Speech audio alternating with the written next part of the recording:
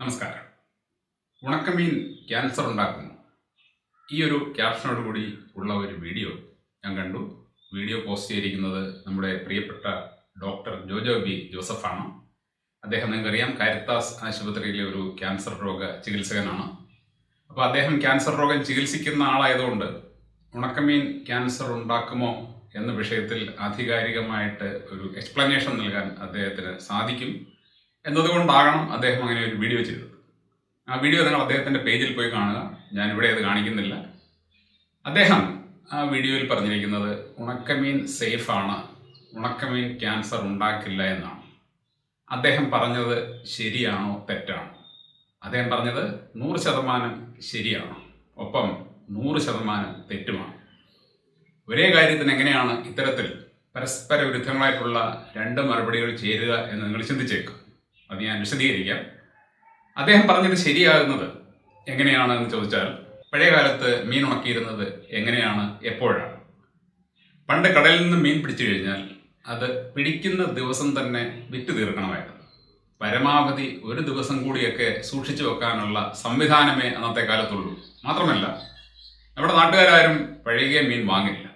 ഞാൻ എൻ്റെ ചെറിയ പ്രായത്തിൽ ചന്തയിൽ പോകുമ്പോൾ വീട്ടിൽ നിന്ന് പറയും, ഐസ് ഇട്ട മീനാണെങ്കിൽ വാങ്ങണ്ട എന്ന് പറഞ്ഞാൽ, ഐസ് പോലും മീനകത്തിൽ കണ്ടു കഴിഞ്ഞാൽ അത് പഴകിയതാണെന്ന് അന്നത്തെ ആൾക്കാർക്ക് അറിയാമായിരുന്നു. അതാത് ദിവസം പിടിച്ച മീൻ തന്നെ വേണമെന്ന് അവർക്ക് നിർബന്ധമായിരുന്നു. അങ്ങനെ അതാത് ദിവസത്തെ മീനാണ് ചന്തയിൽ വന്നിരുന്നത്. ആ മീനിൽ കടപ്പുറത്തെ മണൽ വരെ നമുക്ക് കാണാൻ സാധിക്കുമായിരുന്നു. അത്രയ്ക്ക് പച്ചയ്ക്ക് വെച്ച മീനാണ്. അപ്പോൾ അന്നത്തെ കാലത്ത് മീൻ പിടിച്ചു കഴിഞ്ഞാൽ അതാത് ദിവസം തന്നെ അത് വിറ്റ് തീരും. പരമാവധി അടുത്ത ദിവസം കൂടെ പോകും. അതിനുശേഷം അത് വിൽക്കാൻ പറ്റും. ഇങ്ങനെ അധികമായിട്ട് വരുന്ന മീൻ ആ സമയത്ത് കച്ചവടക്കാർ ചേരുന്നത് ഏതെങ്കിലും ലോറിയിൽ വാരിയിട്ട് കണ്ണിൽ കണ്ട സ്ഥലത്തൊക്കെ കൊണ്ടുപോയി നിസ്സാര വിലയ്ക്ക് വിറ്റ് തീർക്കാൻ നോക്കും. എന്നിട്ടും വിറ്റ് തീർന്നില്ലെങ്കിൽ അപ്പോൾ അവരത് ഉണക്കാൻ കൊടുക്കും. അവരത് ഉണക്കി സൂക്ഷിക്കും. മഴക്കാലം വരുമ്പോൾ കടലിലേക്ക് പോകാൻ പറ്റാത്ത സാഹചര്യമൊക്കെ ഉണ്ടാകുന്ന സമയത്താണ് ഈ ഉണക്കമീൻ്റെ വ്യാപാരം നടക്കുന്നത്. ആ ഉണക്കമീൻ എന്ന് പറഞ്ഞു കഴിഞ്ഞാൽ ശരിക്കും ഫ്രഷായിട്ടുള്ള പച്ചമീന് തുല്യമായിരുന്നു. കാരണം അത് അല്പം പോലും അഴുകുന്നതിന് മുമ്പാണ് ഉണക്കിയിരുന്നത്. പച്ചയ്ക്ക് പച്ച പിടിച്ച് യാതൊരു രാസവസ്തുവും ചേർക്കാതെ ഫ്രഷായിട്ട് തന്നെ ഉണക്കുന്ന മീൻ. നിങ്ങളിൽ ഉണക്കമീൻ കഴിക്കുന്നവർക്ക് ഓർമ്മ കാണും, പഴയ കാലത്ത് നമ്മൾ ഉണക്കമീൻ കറി വെച്ച് കഴിഞ്ഞാൽ അതിൻ്റെ രുചി എന്ന് പറയുന്നത് അന്യായ രുചിയാണ്. പച്ചമീൻ കറി വയ്ക്കുന്നതിനേക്കാൾ രുചിയാണ് ഉണക്കമീൻ കറിക്ക്. ഉണക്കമീൻ ഏതെങ്കിലും വീട്ടിൽ വറുത്ത് കഴിഞ്ഞാൽ അതിൻ്റെ മണം എന്ന് പറയുന്നത് ശരിക്കും സുഗന്ധമാണ്. മത്സ്യം കഴിക്കുന്നവർക്ക് ആ സുഗന്ധം മതി ചോറുണ്ണാൻ. കാരണം ഫ്രഷ് മീനാണ്. ഫ്രഷ് മീനാണ് അക്കാലത്ത് ഉണക്കി സൂക്ഷിച്ചിരുന്നത്. ഈ ഉണക്കമീനാണ് നമുക്ക് കിട്ടുന്നതെങ്കിൽ ഡോക്ടർ ജോജോ ബി ജോസഫ് പറഞ്ഞത് 100% ശരിയാണ്. അത് ക്യാൻസർ ഉണ്ടാക്കില്ലെന്ന് മാത്രമല്ല, അത് കഴിക്കുന്നത് ആരോഗ്യത്തിന് നല്ലതുമാണ്. എന്നാൽ ഇന്ന് നമുക്ക് കിട്ടുന്ന ഉണക്കമീൻ എത്തരത്തിലുള്ളതാണ്? ഡോക്ടർ ജോജോ ഇതേക്കുറിച്ച് ആലോചിച്ചിട്ടാണോ അതോ ആലോചിക്കാതാണോ പറഞ്ഞത് എന്നെനിക്ക് അറിഞ്ഞുകൂടാ. അദ്ദേഹം ആലോചിക്കാതെ പറഞ്ഞതാണെന്ന് വിശ്വസിക്കാൻ പ്രയാസമുണ്ട്. കാരണം അദ്ദേഹം ഒരു ക്യാൻസർ രോഗ വിദഗ്ധനാണ്, അല്ലെങ്കിൽ ഒരു ചികിത്സകനാണ്.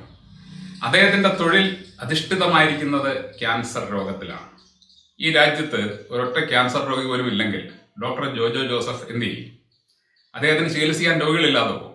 അപ്പോൾ അദ്ദേഹത്തിന് ചികിത്സിക്കാൻ രോഗികളില്ലാതെ ആകണം എന്ന് അദ്ദേഹമോ കാരിത്താസ് ആശുപത്രിയോ ഏതെങ്കിലും ആശുപത്രിയോ ചിന്തിക്കും എന്ന് ഞാൻ കരുതുന്നില്ല. ഇവരെല്ലാവരും നിലനിൽക്കുന്നത് രോഗത്തിലാണ്. രോഗമുണ്ടെങ്കിൽ മാത്രമേ ആശുപത്രികൾക്ക് വളർച്ചയുള്ളൂ. രോഗമുണ്ടെങ്കിൽ മാത്രമേ ഡോക്ടർമാർക്ക് ജീവിക്കാൻ പറ്റൂ. അങ്ങനെ നമ്മൾ നോക്കുമ്പോൾ ഇന്ന് കിട്ടുന്ന ഉണക്കമീനെ കുറിച്ച് ഡോക്ടർ ജോജോ ബി ജോസഫ് ചിന്തിക്കാതെ പോയി എന്നത് വിശ്വസിക്കാൻ പ്രയാസമാണ്. ഇന്നത്തെ ഉണക്കമീൻ എങ്ങനെയാണ് ഉണ്ടാകുന്നത്? ഇന്ന് കടലിൽ നിന്ന് മീൻ പിടിച്ചു കഴിഞ്ഞാൽ നിങ്ങൾക്കറിയാം, അത് ദിവസങ്ങളോളമല്ല മാസങ്ങളോളം കേടുകൂടാതെ സൂക്ഷിക്കാനുള്ള സംവിധാനമുണ്ട്. നമ്മൾ തിരിച്ചറിയേണ്ട ഒരു വസ്തുത, ഒരു ജീവി ചത്തു കഴിഞ്ഞാൽ അത് അഴുകിപ്പോകാനായിട്ട് പ്രകൃതി ഒരു കാലാവധി നിശ്ചയിച്ചിട്ടുണ്ട്. 1-2 ദിവസം കൊണ്ട് അത് അഴുകും. അപ്പോൾ നമ്മളത് കഴിക്കേണ്ടത്, മാംസം കഴിക്കുന്നവർ കഴിക്കേണ്ടത് ആ ജീവി അഴുകി തുടങ്ങുന്നതിന് മുമ്പാണ്. എന്ന് പറഞ്ഞാൽ അതിൻ്റെ ശരീരം ഫ്രഷായിട്ടിരിക്കുമ്പോൾ കഴിച്ചെങ്കിൽ മാത്രമേ അതുകൊണ്ട് നമുക്ക് ഗുണമുള്ളൂ. എന്നാൽ ഇന്ന് ഈ മീൻ കേടാകാതെ ഇരിക്കാൻ ഒരുപാട് സംവിധാനങ്ങളുണ്ട്. അതിൽ രാസവസ്തുക്കൾ ചേർക്കുന്നു, ഐസിട്ട് സൂക്ഷിക്കുന്നു, കോൾഡ് സ്റ്റോറേജിൽ വെക്കുന്നു. ഇങ്ങനെ ദീർഘകാലം ഇത് ഫ്രഷിൻ്റെ രൂപത്തിൽ, ഫ്രഷല്ല, ഫ്രഷായിട്ട് തോന്നിക്കത്തക്ക വിധത്തിൽ സൂക്ഷിക്കാനുള്ള സംവിധാനമുണ്ട്. അതിൻ്റെ ഒപ്പം നമ്മൾ പലപ്പോഴും കേട്ടിട്ടുള്ള ഒരു കെമിക്കലാണ് ഫോർമാലിൻ. ഫോർമാൽഡിഹൈഡ് എന്നാണ് അതിൻ്റെ പേര്. ഈ സാധനം മത്സ്യം ഫ്രഷായിട്ട് തോന്നിക്കത്തക്ക വിധത്തിൽ സൂക്ഷിക്കാനായിട്ട് വ്യാപകമായിട്ട് ഉപയോഗിക്കുന്ന വിവരം നമ്മൾ പത്രങ്ങളിലൂടെ അറിഞ്ഞിട്ടുണ്ട്. ഒരുപാട് തവണ പലയിടത്തും നമ്മുടെ ആരോഗ്യവകുപ്പ് തന്നെ ഫോർമാലിൻ കലർന്ന മത്സ്യം പിടിച്ചെടുത്തതായിട്ടും നശിപ്പിച്ചതായിട്ടും നമ്മൾ വായിച്ചിട്ടുണ്ട്. ഇപ്പോഴത്തെ ഒരു സംവിധാനം എന്ന് പറഞ്ഞു കഴിഞ്ഞാൽ കടലിൽ നിന്നും പിടിക്കുന്ന മീൻ അതേപടി ഫ്രഷായിട്ട് ദീർഘകാലം സൂക്ഷിക്കാൻ പറ്റുന്നത് കൊണ്ട് അവർ അതിൽ ഫോർമാലിൻ ഉൾപ്പെടെയുള്ള രാസവസ്തുക്കൾ ചേർത്ത് അത് ആ രൂപത്തിൽ തന്നെ എത്ര കാലം വേണമെങ്കിലും സൂക്ഷിക്കും. ഇവരിങ്ങനെ സൂക്ഷിക്കാൻ എന്തിനാണ്? അവർ പിടിക്കുന്ന സാധനം അപ്പോൾ തന്നെ വിറ്റ് പോവുകയാണെന്നുണ്ടെങ്കിൽ അവർക്ക് സന്തോഷമേ ഉള്ളൂ. പക്ഷേ ഇപ്പോഴത്തെ കാലത്ത് ഇത്തരത്തിൽ മീൻ പിടിച്ചുകൊണ്ട് വരുമ്പോൾ മീനിന് അവരാണ് വില നിശ്ചയിക്കുന്നത്. പഴയ കാലത്ത് മീൻ പിടിച്ചുകൊണ്ട് വന്ന് ഡിമാൻഡ് അനുസരിച്ചാണ് അതിന് വില വീഴുന്നത്. വാങ്ങാൻ ആൾക്കാർ അധികം ഉണ്ടെങ്കിൽ മീൻ കുറവാണെന്നുണ്ടെങ്കിൽ വില കൂടും. മീൻ ധാരാളം ഉണ്ടെങ്കിൽ എന്ത് ചെയ്യും? മീനിന് വില കുറയും. അപ്പം നമുക്ക് വില കുറച്ച് മീൻ കിട്ടും. എന്നാൽ ഇപ്പോൾ മീൻ ധാരാളം ഉണ്ടെങ്കിൽ പോലും വലിയ വലിയ മീനുകൾക്ക് അവർ നിശ്ചയിക്കുന്ന വിലയ്ക്ക് മാത്രമേ അവർ വിൽക്കുകയുള്ളൂ. അതുകൊണ്ട് തന്നെ അവരത് വിൽക്കാതെ ഇത്തരത്തിൽ സ്റ്റോർ ചെയ്ത് സൂക്ഷിക്കും.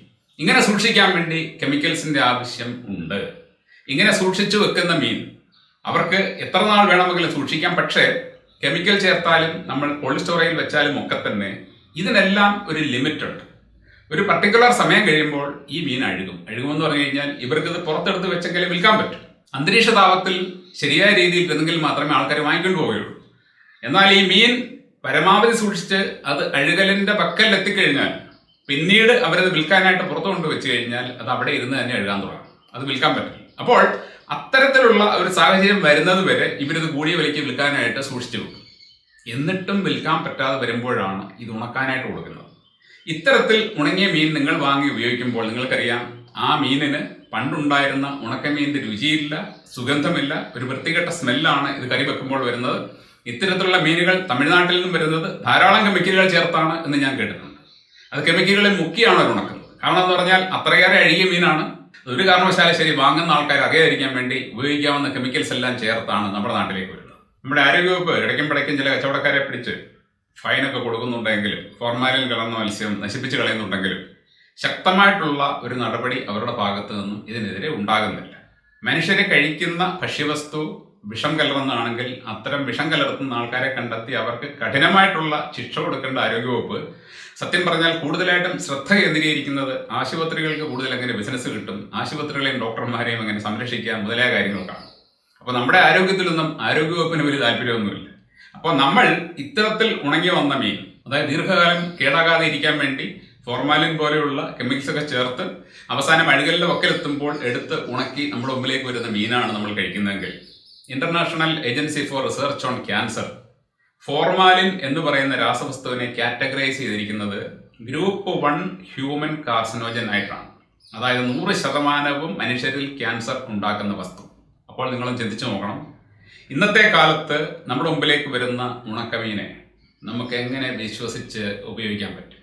അതിൽ ഫോർമാലിൻ കലർന്നിട്ടുണ്ടെങ്കിൽ 100% നമ്മൾ ക്യാൻസറിന്റെ റിസ്കിലേക്ക് വഴുതി വീഴും. ഇതറിയാതെയാണോ ഡോക്ടർ ജോജോ ജോസഫ് പറഞ്ഞത് എന്ന് എനിക്കറിഞ്ഞുകൂടാ. അതോ അദ്ദേഹം പഴയ കാലത്ത് കിട്ടുന്ന മീനിനെ കുറിച്ച് ഓർത്താണോ പറഞ്ഞതെന്നും എനിക്കറിഞ്ഞുകൂടാ. പക്ഷെ നിങ്ങൾ ഉറപ്പാക്കിക്കോണം, ഇന്നത്തെ കാലത്ത് നമ്മുടെ മുമ്പിലേക്ക് വരുന്ന ഉണക്കമീൻ പഴയ കാലത്തെ പോലെ ഫ്രഷായിട്ട് ഇരിക്കുന്ന അവസ്ഥയിൽ ഉണക്കിയെടുക്കുന്ന മീനല്ല, മറിച്ച് പച്ചയായിട്ട് വിൽക്കാൻ പറ്റാത്ത സാഹചര്യത്തിൽ എത്തിയ ശേഷം മാത്രം ഉണക്കുന്നതാണ്. അങ്ങനെ അത്രയും കാലം സൂക്ഷിക്കാൻ വേണ്ടി അവർ അതിൽ എന്തെല്ലാം കെമിക്കൽസ് ഉപയോഗിച്ചിട്ടുണ്ടോ അത് മൊത്തം നമ്മൾ ഈ മീനിലൂടെ നമ്മുടെ ഉള്ളിലേക്ക് എടുക്കും. അതിൽ അടങ്ങിയിരിക്കുന്ന ഒരു കെമിക്കലാണ് ഞാൻ ഈ പറഞ്ഞ ഫോർമാലിൻ. അതിൽ ഫോർമാലിൻ അടങ്ങിയിട്ടുണ്ടെങ്കിൽ 100% നമ്മൾ ക്യാൻസർ റിസ്കിൽ ആകും. അതുകൊണ്ട് ഉണക്കമീൻ ഉപയോഗിക്കുന്നവർ ആലോചിക്കുക, ചിന്തിക്കുക, ചിന്തിച്ച ശേഷം മാത്രം ഉപയോഗിക്കുക. Thank you.